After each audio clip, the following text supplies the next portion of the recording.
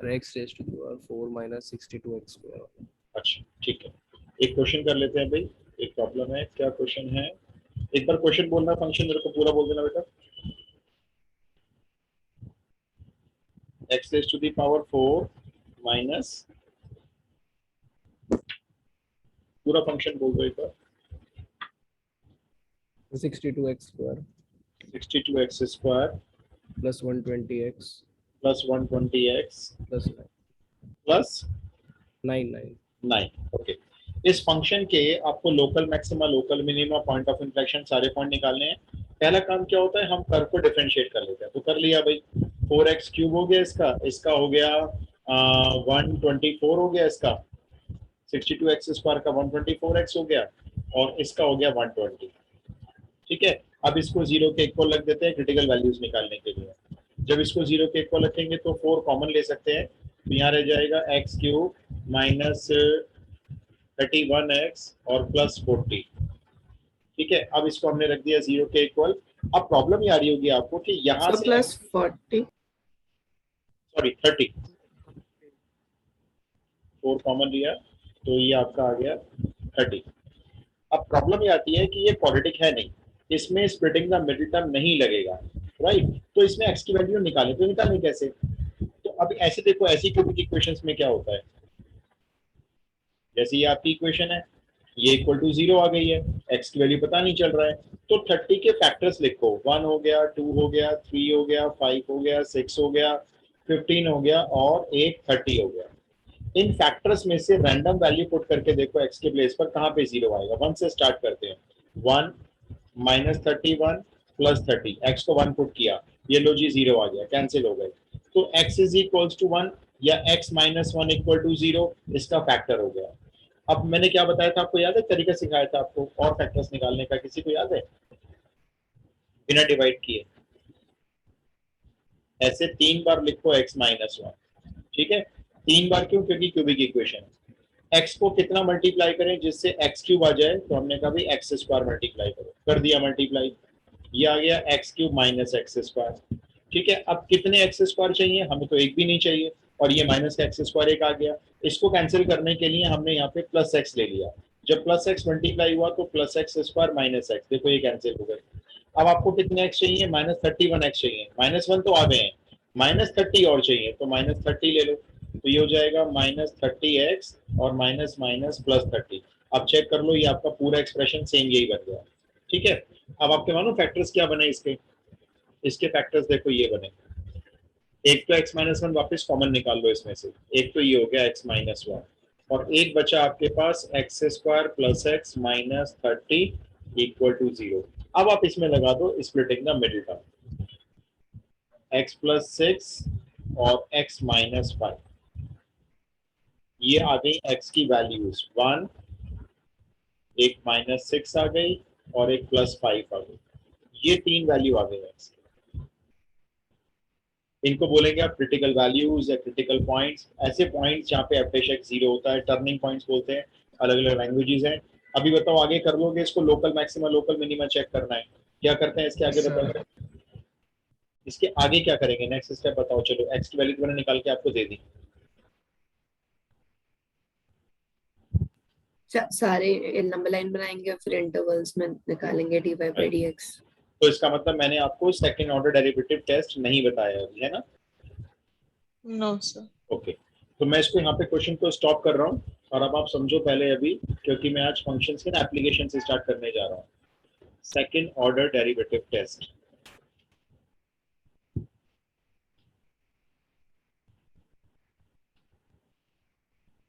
इसमें number line वगैरह बनाने की जरूरत नहीं पड़ती है।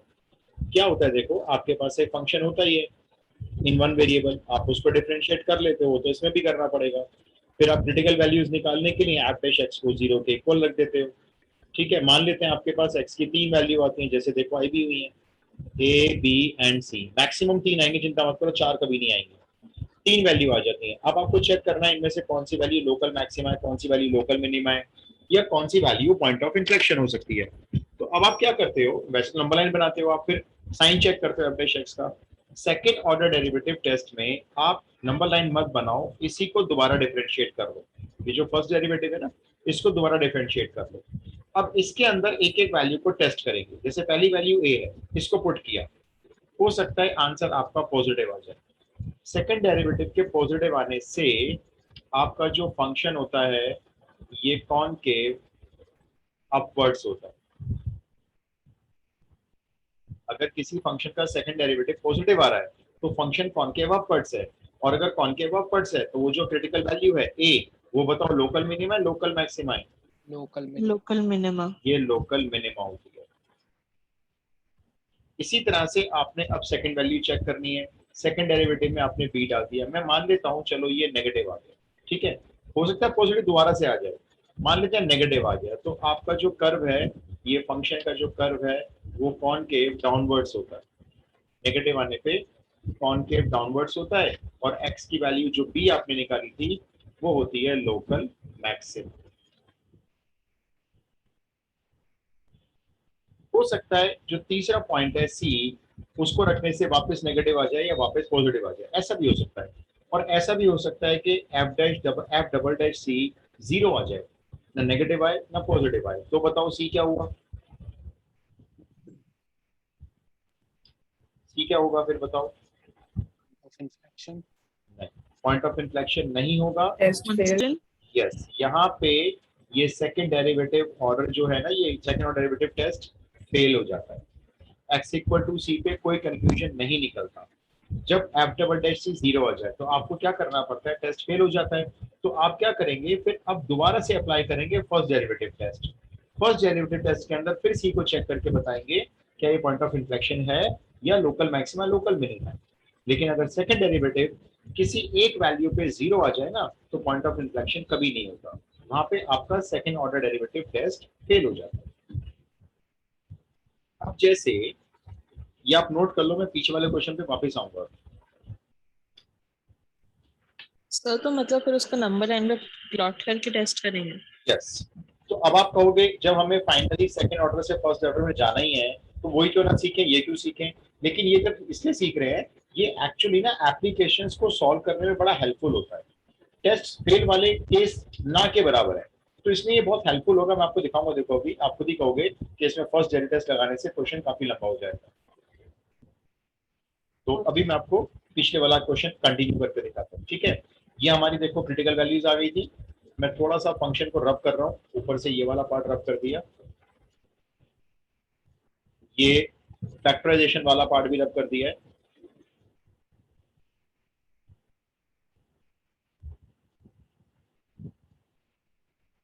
अच्छा, अब हमें क्या करना है? अब हम इसको दोबारा से डिफरेंशिएट करके देखो सेकंड ऑर्डर डेरिवेटिव निकालते हैं। 4x क्यूब का 12x स्क्वायर हो गया, 124x का 124 हो गया, 120 का 0 हो गया।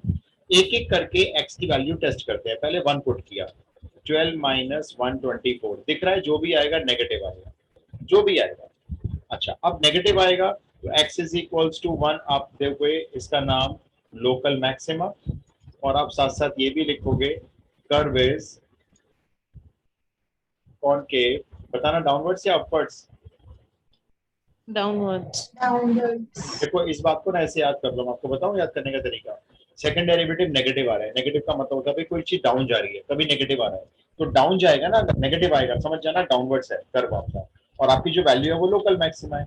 अब इसी सेकंड डेरिवेटिव में -6 को टेस्ट करो, -6, तो देखो 12 इंटू -6 का स्क्वायर 36 हो गया, 12 इंटू 36 माइनस 124, बताओ आंसर नेगेटिव आएगा पॉजिटिव आएगा? ये Positive.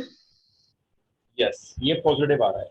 देखो मेरे को इस वैल्यू की जरूरत नहीं है, जो भी आ रही है मुझे क्या पता, मेरे को इतना मालूम है कि पॉजिटिव आ रही है, तो बस मेरे को पता चल गया x इक्वल टू -6 मेरा लोकल मिनिमा है, क्योंकि मेरा जो कर्व बनेगा वो कॉनकेव अपवर्ड्स होगा, concave upwards. Positive pay concave upwards यानी लोकल मिनिमा, नेगेटिव पे कॉनकेव डाउनवर्ड्स यानी लोकल मैक्सिमा। और अभी 5 बचा है, 5 को भी चेक करके बताओ जरा,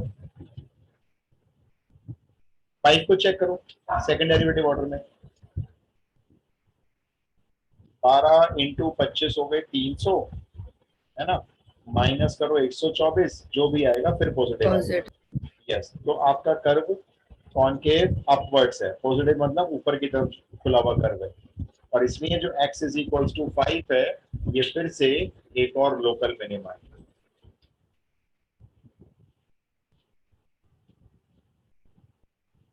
बताओ जी, ये आपको सेकंड डेरिवेटिव वाला कॉन्सेप्ट क्लियर है? क्या करना होगा? Yes sir. अच्छा, तो आज मैं आपको ना बस इस टाइप के और क्वेश्चंस नहीं करवा रहा हूँ जिसमें फंक्शन दिया होता है डायरेक्टली आप उसको डिफरेंशिएट करते हो और फिर जीरो से इक्वेट करते हो। मैं इस टाइप के क्वेश्चंस अब और नहीं करवा रहा हूँ क्योंकि आते भी नहीं है। हमने बस कॉन्सेप्ट समझ लिया था, अब हम प्रैक्टिस वो करेंगे जो आते हैं। तो ये आप नोट कर लो अगर करना है तो। ये कहलाता है second order derivative test. Exam में कुछ लिखा हुआ नहीं आता, कौन सा टेस्ट लगाना है आपकी मर्जी है, जो मर्जी टेस्ट लगा।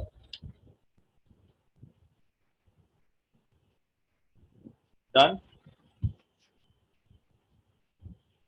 यस। चलिए, तो अब आप डालिए, हम इसकी आज शुरू करेंगे एप्लीकेशंस। हाँ दिशा बोलो बेटा, डाउट पूछो।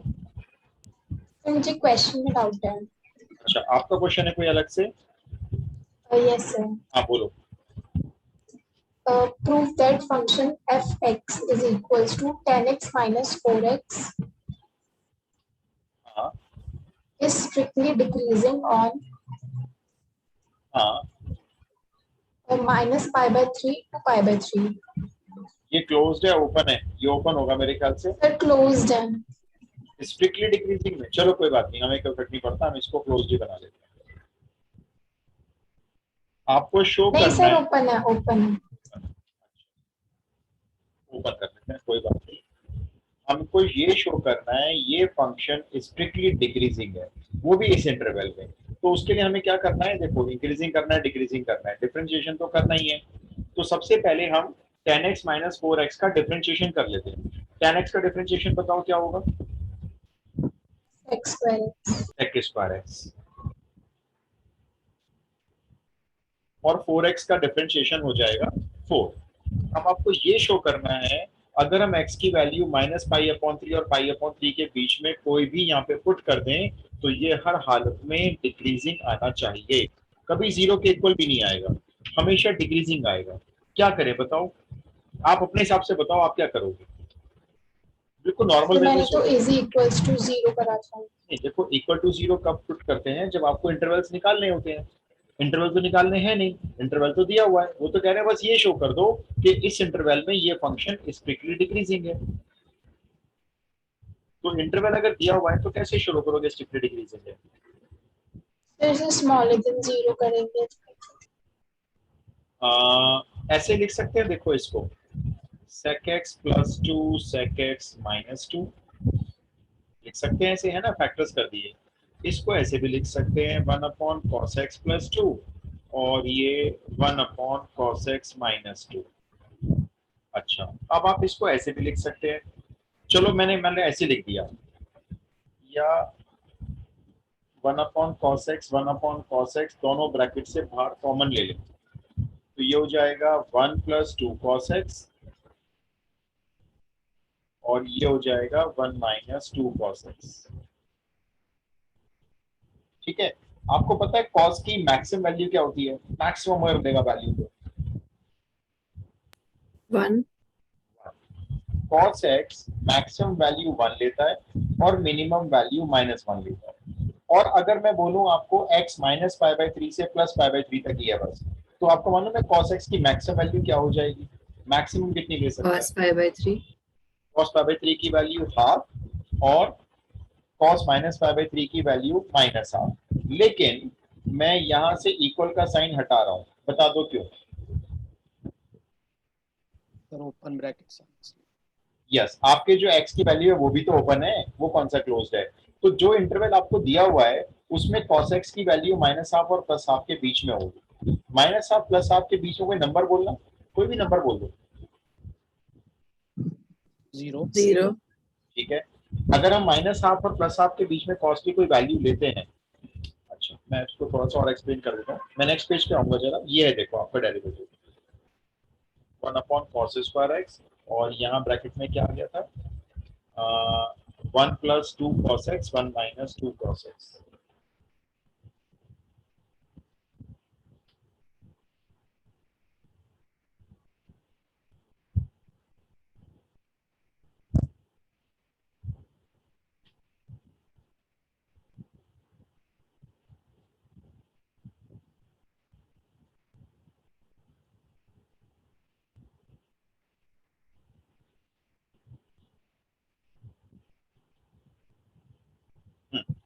तो cos x की वैल्यू माइनस हाफ और प्लस हाफ के बीच में होगी, माइनस हाफ प्लस हाफ के बीच में होगी।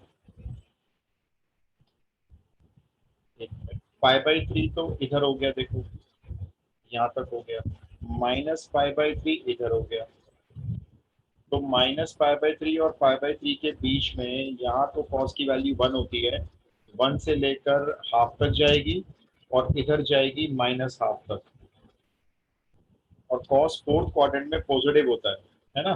तो ये मैं गलत लिख रहा हूँ, देखो cos x की वैल्यू आपकी लाई करेगी, अगर माइनस पाई बाई 3 से प्लस पाई बाई 3 के बीच में रखोगे तो हाफ और 1 के बीच में लाई करेगी, सॉरी देखो ना cos 0 1 होता है, और इधर आप देख लो cos माइनस पाई बाई 3 पे वैल्यू हाफ आएगी और cos पाई बाई 3 पे भी हाफ आएगी, हाफ से नीचे तो जाएगी नहीं वैल्यू इसका मतलब, और cos 0 1 होता है, 1 से बड़ी नहीं आ सकती कभी भी किसी भी हालत में। तो अगर आपको x को माइनस पाई बाई 3 और पाई बाई 3 के बीच में लेना होगा ना, तो cos x आपका हाफ और 1 के बीच में रहेगा। अब बताओ हाफ और 1 के बीच में कोई वैल्यू ले लें, अगर आप हाफ और 1 के बीच में कोई नंबर बोलना, हाफ और 1 के बीच में। सर समझ नहीं आया। 3/4। समझ नहीं आया। दोबारा बताता हूँ, आपका x माइनस पाई बाई 3 से लेकर पाई बाई 3 तक लाई करता है, ऐसा क्वेश्चन में दिया हुआ है, ठीक है, ये x की रेंज है। प्लस पाई बाई 3 होता है फर्स्ट क्वाड्रेंट में, माइनस पाई बाई 3 होता है फोर्थ क्वाड्रेंट में। तो मैं कहूंगा आपसे, आप यहाँ माइनस पाई बाई 3 और प्लस पाई बाई 3 के बीच में यहाँ रोटेट कर सकते हैं, इसके बीच में आपका cos x चलेगा, ठीक है। अब आप बताओ जब cos इस लाइन के ऊपर आएगा, ये 0 है, तो cos 0 की वैल्यू कितनी हो जाएगी, यहाँ पे आएगा ना जब 0 1 हो जाएगी, 1 के ऊपर 1 लिख दी मैंने, cos की वैल्यू 1 से ऊपर वैसे भी कभी नहीं जा सकती, तो मैक्सिमम तो 1 रहेगी, यहाँ पे 1 आ रही है ना। अब आप मेरे को बताओ पाई बाई 3 और माइनस पाई बाई 3 दोनों पॉइंट ले लो जो एक्सट्रीम लेवल के पॉइंट है, बिल्कुल जो कॉर्नर वाले हैं। अगर पाई बाई 3 लोगे तो x की वैल्यू कितनी होगी, cos पाई बाई 3 में 1/2, और माइनस पाई बाई 3 लोगे तो cos की वैल्यू कितनी होगी, cos माइनस पाई बाई 3 -1/2। नहीं, cos minus theta equal to cos theta ही तो होता है, यस। तो फिर से 1/2 होगी। इसका मतलब अगर आप बाउंड्री पे जा रहे हो तो हाफ से बड़ी रहेगी वैल्यू, और मैक्सिमम अगर चेक कर रहे हो तो मैक्सिमम तो 1 से ऊपर जाती नहीं है cos की वैल्यू कभी, और 1 आ भी रही है देखो इस इंटरवल में, माइनस पाई बाई 3 और प्लस पाई बाई 3 के बीच में ना 1 भी तो आ रही है ना। तो cos x आपका हाफ और 1 के बीच में होगा। अगर हम cos x की वैल्यू को 0.6 ले लें, हाफ से बड़ी, तो 0.6 जरा यहाँ पुट करके बताओ, 2 इंटू 0.6 कितना हो गया, 2 इंटू 0.6 1.2। 1.2, 1 में से माइनस करो 1.2 को, तो नेगेटिव हो गया। अब आप Yes. देखो इसके बीच में कुछ भी रखोगे ना, तो ये वाला पार्ट हमेशा नेगेटिव रहेगा और ये दोनों पॉजिटिव रहेंगे, ये हमेशा पॉजिटिव रहेंगे। तो आप क्या लिखोगे, अगर आपका cos x हाफ और 1 के बीच में है ना, तो 1 माइनस cos 2x आपका हर हालत में नेगेटिव ही आएगा, और अगर ये नेगेटिव आएगा तो ये पूरा का पूरा नेगेटिव हो गया, सोचो ये पूरा नेगेटिव हो गया f डैश x, और f डैश x अगर नेगेटिव हो जाए तो आपका फंक्शन स्ट्रिक्टली डिक्रीजिंग हो गया।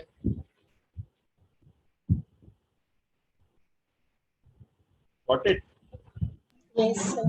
अब आप मेरी बात सुनो, इतना तो आप एग्जाम में सोच नहीं पाओगे मैं जानता हूँ, ठीक है। अब आप मेरी बात सुनो, क्या करना है आपको, अपने नंबर चाहिए, हम मानते हैं, मैं मान के चल रहा हूँ आपको एग्जाम में सही में नहीं आ रहा है, क्या करना है आपको इतना पता है कि डिफरेंशिएशन कर लेते हैं और इसको नेगेटिव शो करते हैं, तो आप जितना इसको सॉल्व कर सकते हो उतना तो खींच लेना। जैसे जैसे देखो आपने ना यहाँ तक खींच लिया, मान लो इसको ये हटा देता हूँ, चलो ठीक है। अब एज ए स्टूडेंट आपने कहा भाई मेरे को इसका अगर 7 नहीं आ रहा तो आपको समझना भी नहीं है। अब आप ऐसे लिखना, देखो एग्जाम में x belongs to minus pi by 3 से प्लस पाई बाई 3 का इंटरवल, देन ये जो प्लस वाला ब्रैकेट है इसे तो छोड़ दो, ये तो हमेशा पॉजिटिव रहेगा, ये जो नेगेटिव वाला ब्रैकेट है ना इसको लिख देना 1/cos x minus 2 less than 0 होता है।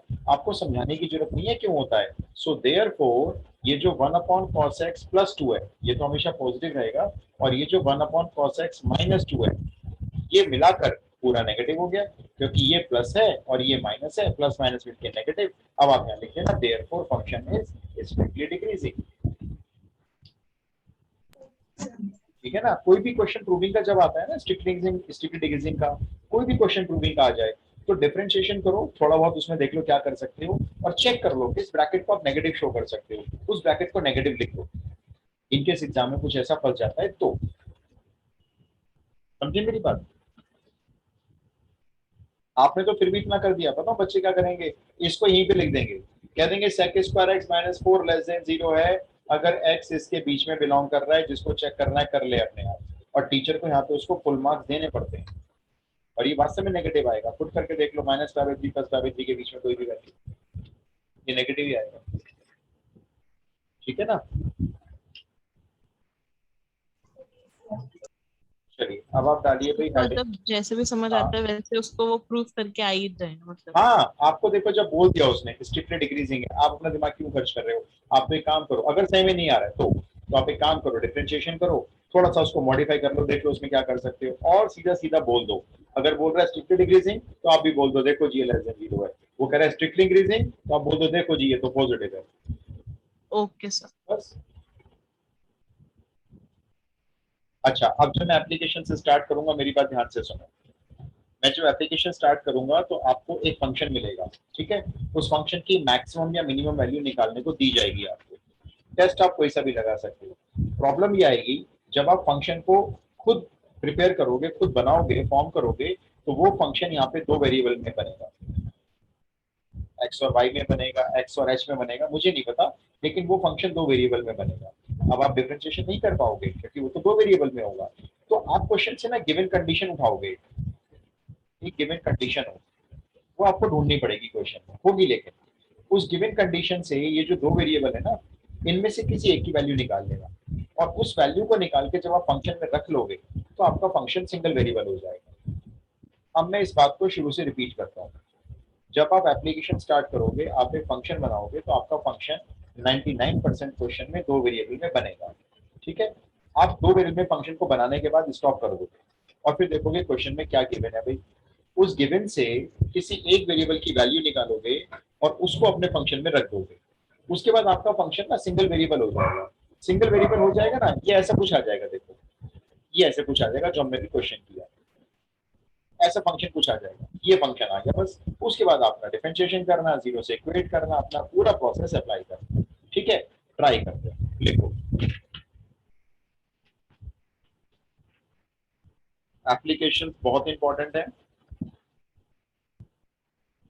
क्वेश्चन है पहला, amongst all pairs of positive numbers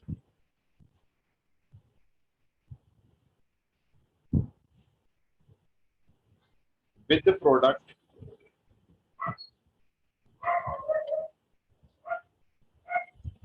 256, find those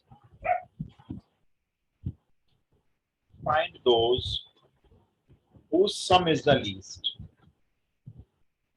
Find those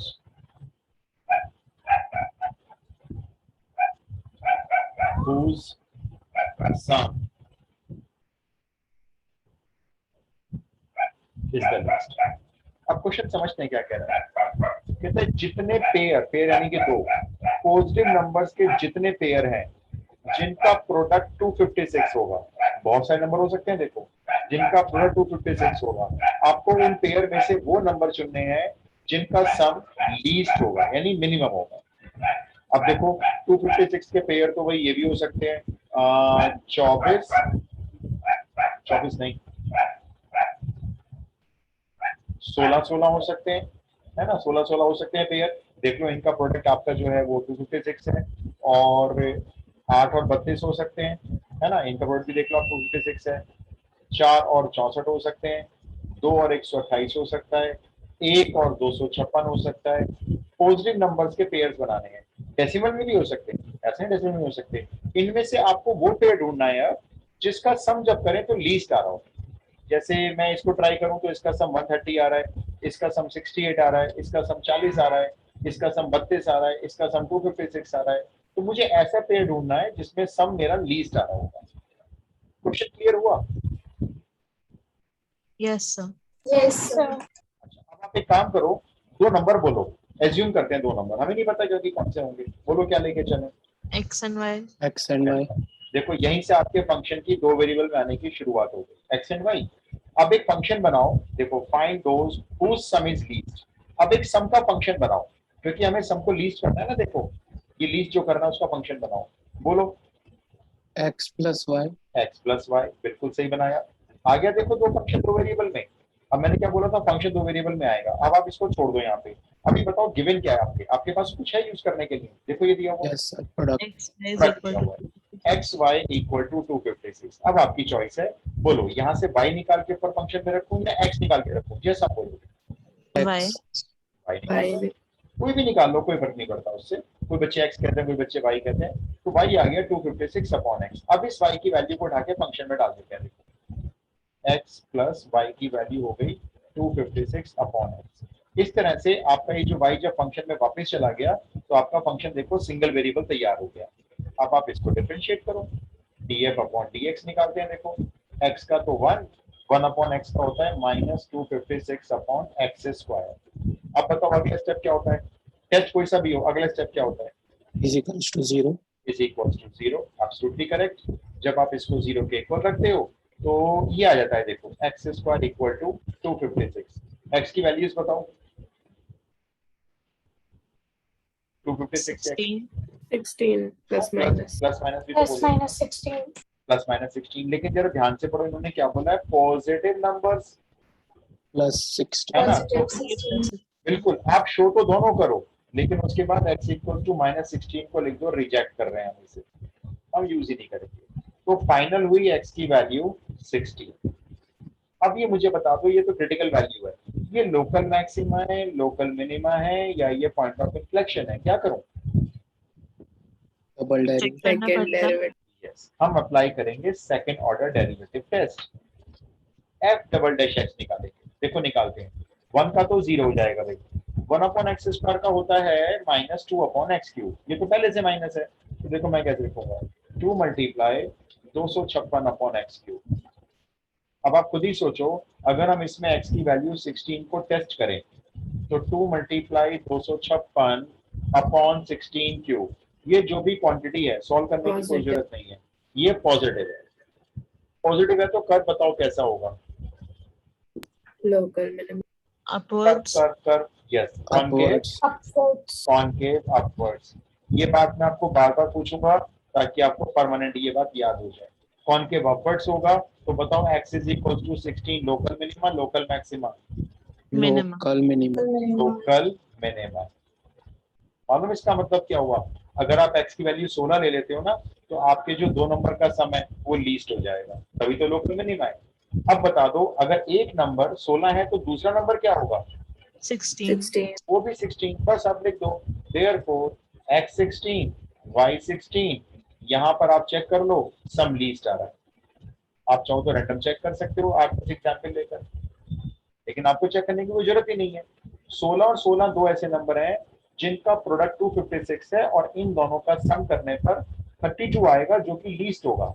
आप कोई और पेयर बना के देखोगे तो सम 32 से ज्यादा ही आएगा, आप चेक कर सकते हो। आप 4 और 64 ले लो, देखो इनका प्रोडक्ट 256 है लेकिन सम आएगा 68। आप 1 और 256 ले लो, इनका प्रोडक्ट तो आएगा 256 लेकिन इनका सम तो और ज्यादा हो जाएगा, 257 हो जाएगा। तो ये वो दो नंबर हैं जिनका सम लीस्ट है और इनका प्रोडक्ट 256 भी आ रहा है। सर तो क्वेश्चन में लीस्ट वर्ड था, इससे हमें पता चला कि मिनिमा ही आना चाहिए। यस बिल्कुल, ये क्वेश्चन ऐसे देखो अपना बोल रहा है कि मेरा जो सम है वो लीस्ट होना चाहिए, तभी आप क्वेश्चन पकड़ पाओगे कि अच्छा ये जो एप्लीकेशन आ रही है ये मैक्सिमम मिनिमम में से आ रही है हमारे सामने। Okay sir. भाई सबको सही में आया? यस। अब मैं एक आपको दे रहा हूँ, Yes, देखो yes sir आपका काम क्या है? पहला काम फंक्शन बनाना। फंक्शन बनाने के बाद उसमें दो वेरिएबल मिलेंगे, दो वेरिएबल में से एक वेरिएबल को खत्म करना। खत्म करने के लिए आपको 100% कंडीशन दी जाएगी, और जब आप खत्म कर लोगे तो उसके बाद आपका एक वेरिएबल में फंक्शन आ जाएगा। अपना आराम से डिफरेंशिएशन करो, मस्त होकर अपना आंसर निकालो। ये लो जी, ट्राई करेंगे, फंक्शन बनाने की पूरी कोशिश करेंगे। फाइंड टू पॉजिटिव नंबर्स, फिर से ऐसा ही क्वेश्चन है लगभग। Find two positive numbers whose sum is 14। Sum तो 14 होना चाहिए, और क्या होना चाहिए खास बात? Comma sum of whose squares is minimum. ऐसे दो नंबर बताओ पॉजिटिव होने चाहिए, एक तो उनका सम 14 हो और जब उनके स्क्वायर का सम करके देखे ना तो मिनिमम हो। तो पहला काम एक फंक्शन रेडी करो। अच्छा मैं इतना तो आपके लिए कर ही देता हूँ, चलो मैं नंबर्स मान लेता हूँ एक्स एंड वाई, इसके बाद ताकि सब लोग आप लोग सेम मानो। Let the numbers be x and y. चलो अब आपका काम है एक फंक्शन रेडी करना, करो भी, ट्राई करो, आसान दिया कर लेते हैं बच्चे, देखो।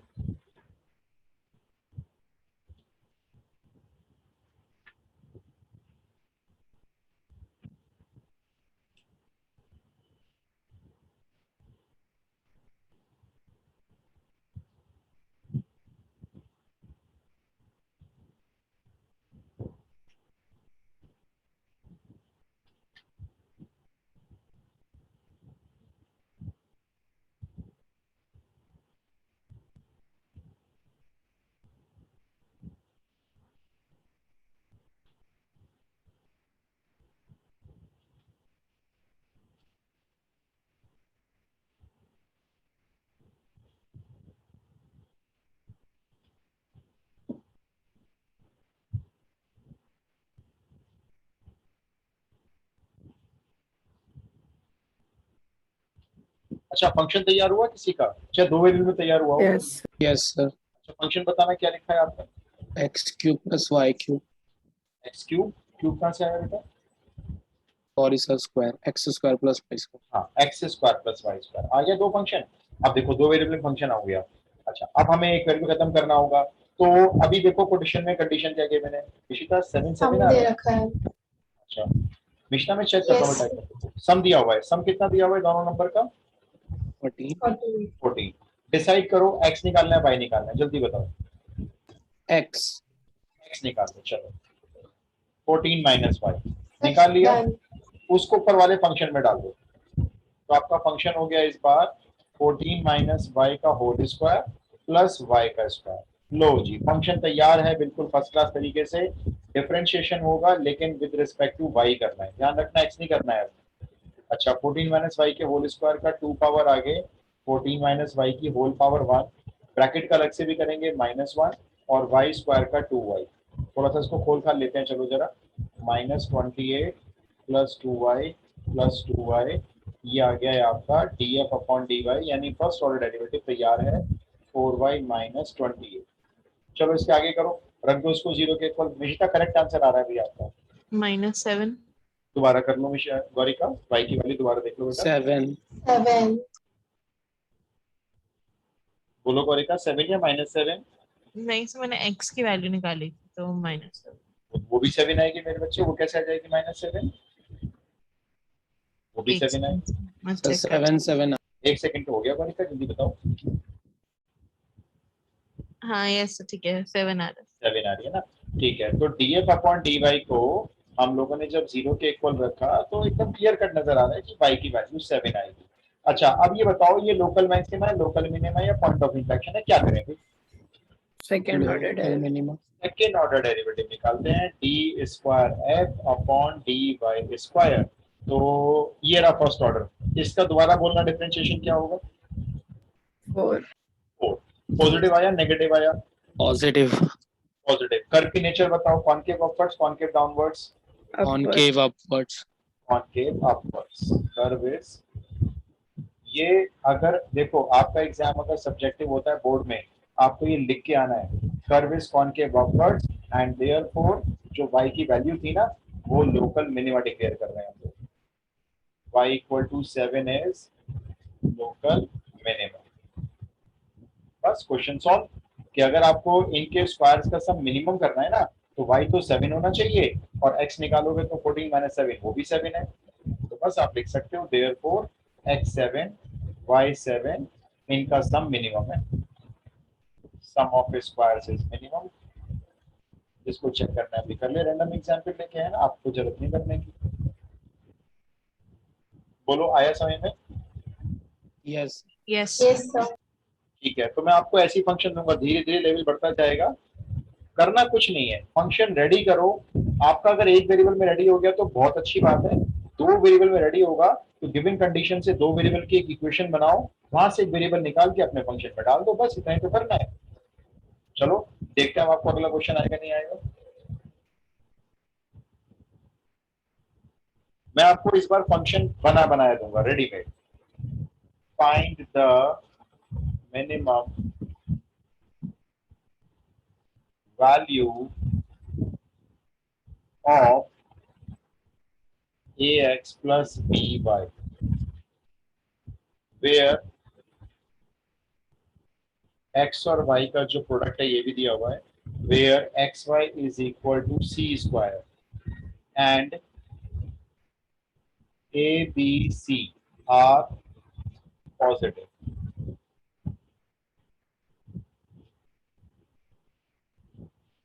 फंक्शन तो मैंने दिया है, बस मुझे बता दो है क्या। फंक्शन बता दो जिसको मिनिमम करना है। f is equals to ax plus by। Correct है।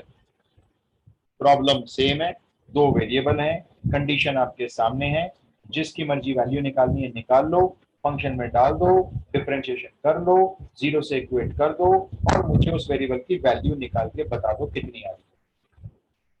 यहां तक कर लो बस आप।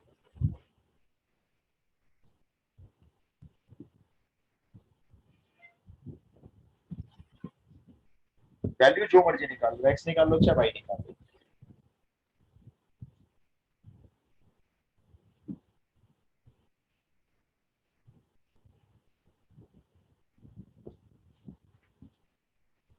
ये मार्क भी करना, सीबीएसई बोर्ड 2 बार आया हुआ है ये, 15 और 20 में, एनसीईआरटी का नहीं है, NCERT. Plus minus c under root b by a Yes, sir. Same. एक मिनट में लिख देता हूँ क्या वैल्यू है, plus minus c under root b by a. तो ये पूरा अंडर रूट में है या बी अंडर yes रूट में? Whole under root. Whole under. भाई चेक करो जरा, बताओ ये एक्स की दो वैल्यू आ रही है प्लस माइनस में, दोनों हो सकती हैं।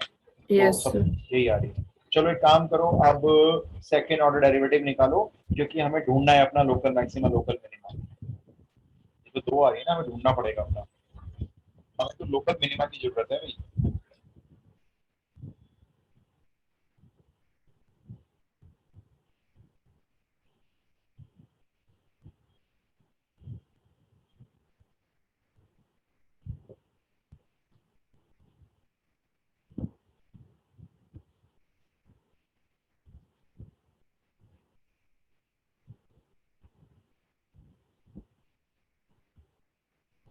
भाई वैल्यू और किसी की भी आई है या मैं करके बताऊं? बता देना मुझे, बैठना मत पे देखो।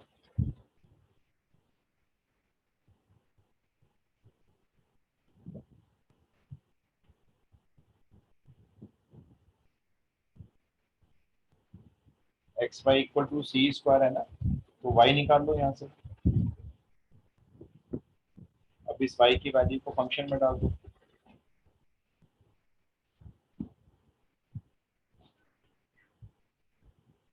डिफरेंशिएशन कर लो।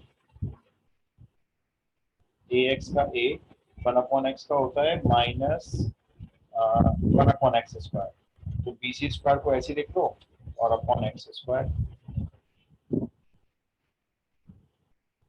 अब इसको सेकंड ऑर्डर डेरिवेटिव क्या होगा इसका? अच्छा मैं बताता हूँ, इसको जीरो के सर इक्वल मैंने इसका x से करा था, मेरा तो ऑपोजिट आ रहा है, y is equals to plus minus under root a by b नहीं नहीं, वो तो मल्टीप्लाई आप में c। देखो भाई यही आना चाहिए, एक्स या वाई जो भी होगा यही आएगा। अंडर रूट के अंदर बी सी स्क्वायर अपॉन है, इन बच्चों ने क्या किया था, मेरे को शायद सी को बाहर निकाल के बोल दिया था, मतलब under root b Yes. Upon है इनटू सी। आप सोचो ना, मैं यहाँ पे, चलो मैं आपको वो भी रख के दिखाता हूँ। ये लो एक काम करो, आप ये भी चेक कर लो। आपने x की वैल्यू पुट की मान लो, ठीक है, तो सी स्क्वायर अपॉन वाई आई होगी, प्लस आपका बी वाई ऐसे ही रहा होगा, फिर आपने निकाला होगा d f upon d y, check करो 1 अपॉन वाई का हो गया माइनस 1 अपॉन वाई स्क्वायर और बी वाई का बी हो गया, इसको जीरो के इक्वल रख दो। A c square upon y square equal to b, y square की वैल्यू आएगी a c square upon b और वाई की वैल्यू आएगी प्लस माइनस सी बाहर आ जाएगा under root a by B. Check करना ये वैल्यू आ रही है आपकी? Yes sir. तो ठीक है, यस सर। हाँ तो ठीक है, बिल्कुल आप सही कह रहे हो, क्योंकि एक्स और वाई की वैल्यू रेसिप्रोकल आएंगी एक दूसरे के, वो तो आएंगी ना। देखो एक्स और वाई का प्रोडक्ट जो है वो सी स्क्वायर है, तो वाई देखो रेसिप्रोकल हो गया ना एक्स का, इसलिए आपकी थोड़ी चेंज आ सकती है। अगर आपने वाई निकाला है Yes, तो sir. है ना, वाई की वैल्यू ये आ रही होगी। अब मैंने एक्स निकाला तो मेरी एक्स की वैल्यू आ रही है, कोई दिक्कत नहीं है, आपका बिल्कुल सही है। अच्छा अब मैं एक्स के हिसाब से चल रहा हूँ फिलहाल, ठीक है। अब हम निकालेंगे इसका सेकंड ऑर्डर डेरिवेटिव। तो पहले फर्स्ट ऑर्डर को जरा लिख लेते हैं, वो क्या आया था। फर्स्ट ऑर्डर आया था a minus b c square. So जब x पॉजिटिव है तो ये ग्रेटर देन 0 है। अच्छा एक बार मैं जरा इसका सेकंड डेरिवेटिव चेक कर लूं, f double dash x check कर लेता हूं यस मैं सर, इसका। सेम है। a का तो 0 हो गया, माइनस बी सी स्क्वायर से 1 अपॉन एक्स स्क्वायर का होता है माइनस 2 अपॉन एक्स क्यूब, तो ये बन गया 2b c square upon x cube. अब इसमें एक काम करो, पहले x की चेक करते हैं पॉजिटिव वाली value, c under root b upon a वाली वैल्यू, तो 2b c square upon c under root b upon a का होल क्यूब, ये तो हर हालत में पॉजिटिव क्वांटिटी है यस सर, ना। कर्व कैसा हुआ, कौन के अपवर्ड्स। अपवर्ड्स, और जो x की वैल्यू पुट की आपने c under root b upon ए, ये कैसी वैल्यू है, local minima local maxima, local minima. ये मिनिमम। Local minima. ठीक है, अभी तो एक और वैल्यू वो भी चेक करके दिखाओ टीचर को, एक में नहीं छोड़ सकते। ये मैंने y वाला उसमें रख दिया। नेगेटिव आएगा। आप तो वो लोकल Balance. मैक्सिमा, उसको लोकल मैक्सिमा लिख देंगे और क्या होगा। सही बात है, वो नेगेटिव ही आएगा। देखो f डबल डैश x की वैल्यू नेगेटिव वाली पुट कर रहे हैं, सेम है बस नेगेटिव पॉजिटिव में है, इतना ही फर्क है। देखो तो सर इसमें जैसे मिनिमम पूछा है तो हम मिनिमम भी नहीं छोड़ सकते हैं। नहीं, आपको मालूम चल गया है कि मेरा लोकल मिनिमा तो यही है, फिर भी हम दूसरे पॉइंट को भी टीचर को चेक करके दिखा रहे हैं। देखो जी, दूसरा वाला पॉइंट है वो लोकल मिनिमा नहीं है। देखो जब आप इसको पुट करोगे ना, पता चला वो भी लोकल मिनिमा है, तो हमने चेक करके दिखा दिया है श्योरिटी के लिए। अब सोचो ये नीचे माइनस का क्यूब खोलेंगे तो माइनस ही आना है, तो ये नेगेटिव क्वांटिटी है। बस आपको यहाँ लिखना है x is equals to minus c under root b upon a is local maxima. ठीक है, तो ये हमारे किसी काम का नहीं लोकल मैक्सिमा, हमारे काम की वैल्यू हो गई है फाइनल ये वाली, ये है हमारे काम की वैल्यू, क्योंकि ये है लोकल मिनिमा। अब बताओ क्या ये फाइनल आंसर हो गया। No sir, No, sir. Minimum value निकालें। यस, आपको ना वो जो मिनिमम वैल्यू निकालते थे ना फंक्शन में, वो भी निकालनी है। तो बताओ क्या करोगे आप, ये जो फंक्शन आपने बनाया था वो वाला नहीं, एक्स और वाई वाला, जो प्योरली एक्स वाला बना था, ये इसमें एक्स की वैल्यू पुट कर दो। कौन सी वाली, लोकल मिनिमा वाली। तो जब आप इसमें एक्स की वैल्यू पुट करोगे ना लोकल मिनिमा वाली, तो आपके फंक्शन की मिनिमम वैल्यू आ जाएगी। तो जरा पुट करना क्या आ रही है, बताओ मिनिमम वैल्यू, यहाँ लिख देता हूं मैं।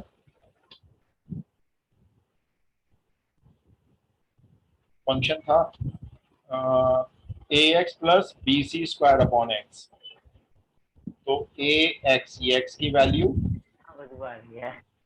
Plus b c square upon x, ये एक्स की वैल्यू में रूट ए ऊपर चला गया, सिंप्लीफाई करोगे ए डिवाइड हुआ रूट ए से, रूट ए बन गया, प्लस सी से ये सी स्क्वायर कट गया, बी डिवाइड हुआ रूट बी से, रूट बी बन गया। इन दोनों को ऐड कर लो, ये बन गया ट्वाइस ऑफ ये रूट भी 2c अंडर रूट ए। ये इस फंक्शन की मिनिमम वैल्यू है। सर मैंने y की वैल्यू निकाल ली थी, x की हाँ तो ये लो मैं उससे करके वैल्यू डाल दिखाता के हूँ। फिर उसको पुट। वो लंबा हो गया ना आपका, आपने क्या करा, पहले x की वैल्यू निकाल के उसको y में पुट करा। यहाँ पे देखो आपने ऐसे क्या होगा, आपकी जो x की वैल्यू आई ना, आपने उस वैल्यू को यहाँ रखा होगा, देखो इस जगह पे, उससे आपका y आ जाएगा। फिर y और x की वैल्यू को आप इसमें रखोगे, तो दो बार रखना पड़ेगा। तो बेटर क्या था, सीधा सीधा x की वैल्यू इसी में डाल दो, ये y तो है सीधा सीधा यहाँ पे। मर्जी है आपकी, देखो गलत तो वो भी है, लेकिन अननेसेसरी टाइम वेस्ट होता है।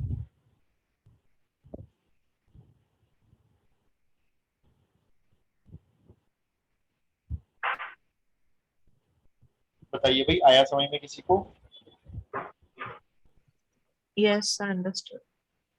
तो फंक्शन मिलेगा, कई बार मिलेगा, कई बार आप बनाओगे, और 99% दो वेरिएबल में मिलेगा। लेकिन ये भी 100% कंफर्म है कि दो वेरिएबल में अगर फंक्शन मिलेगा ना, तो ऐसी कंडीशन भी मिलेगी हमें, और हम उस कंडीशन से एक वेरिएबल निकाल के अपने हिसाब से फंक्शन में डाल देंगे। मैं आपको 2 क्वेश्चन दूंगा भाई, क्योंकि मैं सारे नहीं करा पाऊंगा। देखो बहुत सारे क्वेश्चन है मैक्सिमम मिनिमा के, और मैं परसों स्टार्ट करवाऊंगा आपकी केस स्टडीज, इसलिए परसों कोई एब्सेंट मत होना। केस स्टडीज में वो कराऊंगा जैसे आप अपने टर्म 1 एग्जामिनेशन में देखने वाले, वो वाले क्वेश्चंस। अच्छा, हमारी फाउंडेशन रेडी हो गई है लेकिन अच्छी खासी। आप एक काम करो, मैं आपको कुछ फंक्शन दे देता हूँ और ये बता देता हूँ क्या करनी है, मिनिमम वैल्यू मैक्सिमम वैल्यू। ये जरा 1-2 क्वेश्चन आप ट्राई करके लाना भाई।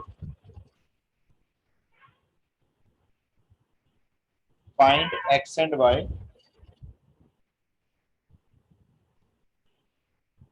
x plus y equal to 15 है, दिया हुआ ये, और sum of whose squares is minimum। अच्छा, मैं ना बाय डिफॉल्ट ही मान के चलूंगा x और y दोनों पॉजिटिव है। अगर मैं मेंशन नहीं कर रहा हूं तो आपको मानना है x और y पॉजिटिव रियल नंबर्स। अब find x and y again such that x plus y 64, comma sum of whose cubes is minimum। एक और लिख लो बस, 3 कर लेना। Find x and y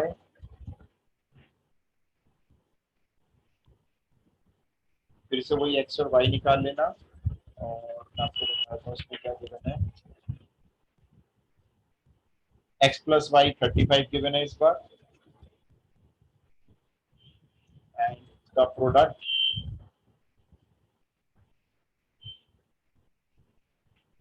x square y to the power 5 is maximum. ये 3 आपको practice करना है। Noted, sir. हाँ यशवंत, मैं बस मेरे को मैक्सिमम मिनिमा खत्म करने दो। मैं आपको हर चैप्टर के true false, fill in the blanks, assertion reason type questions, MCQ सारे करवाऊंगा। मैं रिवीजन इसी फॉर्म में कराऊंगा जिस फॉर्म में आपका टर्म 1 एग्जाम आएगा। मैंने अभी से कलेक्शन करना शुरू कर दिया क्वेश्चंस का, बस ये मैक्सिमम मिनिमा खत्म होने दो एक बार। ऑफलाइन का मैं आपको सैटरडे वाली क्लास में टाइमिंग बता दूंगा। एक बैच में ऑफलाइन रखूंगा, जो बच्चा उसमें आना चाहे आ सकता है। मैं आपको टाइमिंग वगैरह सब बता दूंगा, और एक ऑनलाइन बैच चलेगा जो परमानेंट चलता रहेगा। Alright, Okay, sir. चलिए जी, फिर हम परसों मिलते हैं। आप ये 3 क्वेश्चन जरूर करना भी सबको। Thank you, Thank sir. you, sir. Jai. जय हिंद। Thank you sir. जय हिंद।